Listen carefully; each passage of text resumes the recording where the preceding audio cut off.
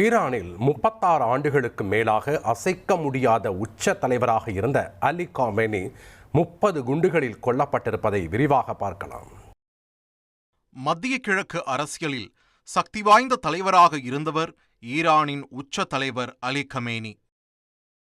அமெரிக்காவையும் இஸ்ரேலையும் வந்துப்பார் என்று அறைக்கூவல்களால் உலகம் முழுவதும் அறியப்பட்ட அலி கமேனி ஈரானில் தன்னை சக்தி வாய்ந்த தலைவராக செதுக்கிக் கொண்டவர் என்றே சொல்லலாம். 1939 ஆண்டு ஈரானின் மஷாட்டில் நகரில் இஸ்லாமிய மதகுரு ஒருவருக்கு மகனாக பிறந்தவர் அலி கமேனி. சிறு வயதில் கல்வியையும் தாண்டி குரானை படிப்பதில் அதீத ஆர்வம் கொண்ட அலி கமேனி 11 வயதிலேயே மதகுருவாக தகுதி பெற்றார். மதகுருவாக இருந்தவர் அப்போதைய ஈரான் மன்னர் ஷாவை கடுமையாக விமர்சிப்பவராக அறியப்பட்டார். மன்னர் ஷாவின் இரகசிய போலீசால் கமேனி தொடர்ச்சியாக கைது செய்யப்பட்டு சித்திரவதை செய்யப்பட்டார். 1979 இஸ்லாமிய புரட்சியில் ஷாவுக்கு எதிராக போராடியவர் அலி கமேனி. இஸ்லாமிய புரட்சியில் மன்னர் ஷா முகமது அரசாங்கம் கவிழ்க்கப்பட்டதும் ஷியா மதகுருவான அயத்துல்லா கமேனி தலைமையில் ஈரானில் ஆட்சி அமைக்கப்பட்டது. அயத்துல்லா கமேனியின் நம்பிக்கைக்குரியவராக உருவெடுத்த அலி கமேனி 1981 ஈரான் அதிபரானார்.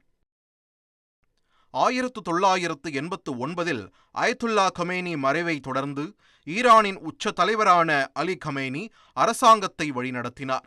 ஈரானில் அதிபர் பதவி இருந்தாலும் அதிக அதிகாரம் கொண்டவர் உச்ச தலைவர் அலி கமேனிதான்.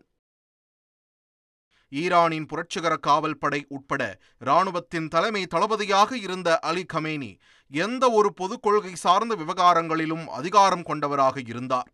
ஆனால் அரிதாகவே வெளியே காணப்படுபவராக இருந்தார். 1981 தெஹ்ரான் மசூதியில் நடந்த ஒரு கொலை முயற்சியில் அவருடைய வலது கை செயலிழந்தது. வலது காது கேட்கும் திறனை இழந்தது. குண்டுவெடிப்பில் நரம்புகள், நுரையீரலில் சில பகுதிகள் சேதமடைந்தும் அதிசயமாக உயிர் பிழைத்த அலி கமேனி, என் மூளையும் நாக்கும் வேலை செய்தால் தனக்கு கைகள் தேவையில்லை, என் மூளையும் நாக்கும் போதும் என்று கூறியிருந்தார்.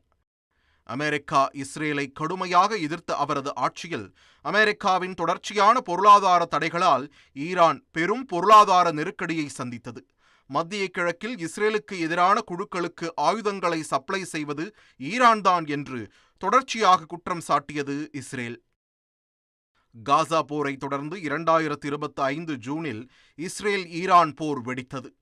12 நாள் போர் ஈரானின் அணுசக்தி தளங்களில் அமெரிக்கா தாக்குதல் நடத்தியதும் முடிந்தது. ஆனால் கமேனியை வேட்டையாட வேண்டும் என்ற இஸ்ரேலின் பிளான் கைகூடவில்லை. இந்த சூழலில் சமீபத்தில் ஈரானில் அலி கமேனி அரசாங்கத்திற்கு எதிராக மக்கள் போராட்டம் வெடித்தது. அலி கமேனிக்கு உள்நாட்டிலும் அமெரிக்காவிடமிருந்தும் தொடர்ச்சியாக நெருக்கடி அதிகரித்தது. போராட்டக்காரர்களை கொன்றால் ஈரானை தாக்குவோம் என்று மத்திய கிழக்கில் படைகளை குவித்தார் அமெரிக்க அதிபர் டொனால்ட் ட்ரம்ப். தொடர்ச்சியாக ஈரான் அணு ஆயுத திட்டத்தை கைவிட மறுப்பதாக கூறி இஸ்ரேலோடு சேர்ந்து அமெரிக்கா அதிரடி தாக்குதலை நடத்தியிருக்கிறது. இந்த தாக்குதலில் அலி கமேனி படுகொலை செய்யப்பட்டதாக ஈரான் அறிவித்திருக்கிறது. 36 வருடங்களுக்கு மேலாக ஈரானில் அசைக்க முடியாத தலைவராக இருந்த அலி கமேனி கொல்லப்பட்டது எப்படி என்ற தகவலும் வெளியாகியிருக்கிறது. மத்திய தெஹ்ரானில் அலி கமேனியின் ஒவ்வொரு நகர்வையும் அமெரிக்காவின் உளவு பிரிவான CIA பல மாதங்களாக கண்காணித்திருக்கிறது. சனிக்கிழமை அலி கமேனி ஈரான் உயர்மட்ட தலைவர்கள், இராணுவ அதிகாரிகளோடு சந்திக்க இருப்பதாக உளவு தகவலை CIA இஸ்ரேலுக்கு தெரிவித்திருக்கிறது. அதன் தொடர்ச்சியாக அலி கமேனி மற்றும் ஈரான் உயர்மட்ட தலைவர்கள் சந்திப்பை நடத்திய அலுவலகத்தில் இஸ்ரேல் விமானப்படை 30 குண்டுகளை வீசியதாகவும் அதில்தான் கமேனி கொல்லப்பட்டிருக்கிறார் என்றும் தகவல்கள் வெளியாகியுள்ளன.